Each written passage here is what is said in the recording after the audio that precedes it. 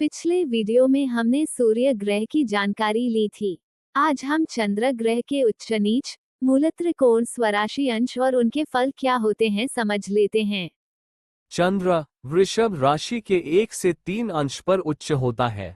उच्च और परमोच्च का चंद्र वस्त्राभूषण की प्राप्ति, महत्व, पत्नी, पुत्र, विलासिता का सुख, मिष्ठान, पुष्प, विदेश यात्रा, स्वजन विरोध आदि फल दे सकता है।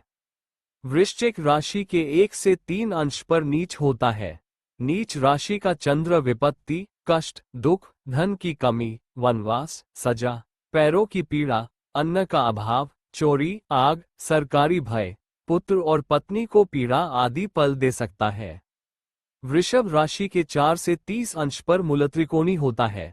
मूलत्रिकोणी चंद्र राजा से सरकार से लाभ, भूमि, पुत्र, पत्नी, आभूषण, सम्मान, मातृसुख, रतिसुख आदि शुभ फल दे सकता है। कर्क राशि के 1 से 30 अंश में स्वराशि में होता है।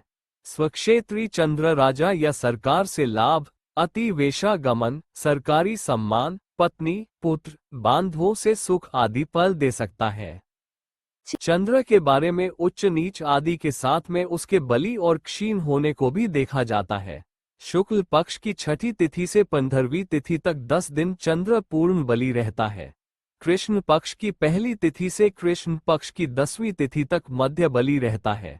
कृष्ण पक्ष की 11वीं तिथि से शुक्ल पक्ष की 5वीं तिथि तक वह क्षीण रहता है। मतभेद से कृष्ण पक्ष की अष्टमी से शुक्ल पक्ष की अष्टमी तक क्षीण माना जाता है।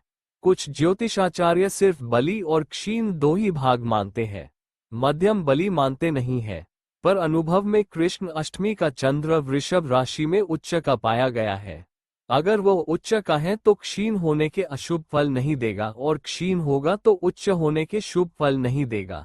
दूसरा ये कि कृष्ण पक्ष की सप्तमी को कृष्ण जन्माष्टमी होती है और अष्टमी को गोपालकाला, जिसे हम दही हंडी या गोविंदा के नाम से जानते हैं।